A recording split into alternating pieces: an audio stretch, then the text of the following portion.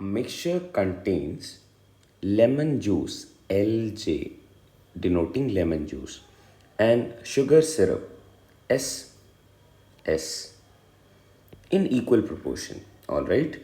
If a new mixture is created by adding this mixture, now what do you mean by this mixture? This mixture means LJ plus SS, and sugar syrup is the other component in the ratio 1 is to 3. Then the ratio of, what is the ratio that we are looking out for? Required ratio, lemon juice and sugar syrup in the new mixture. All right.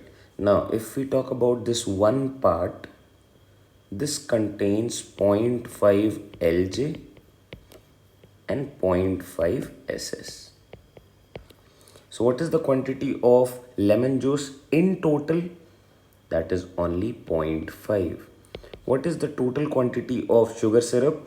3 parts plus 0.5 parts, which is 3.5 parts, or we can simplify this as 5 is to 35 or 1 is to 7. That is my correct answer. Option D seems to fit in a simple question on mixtures, or we can say a question on ratio. A easier one to crack.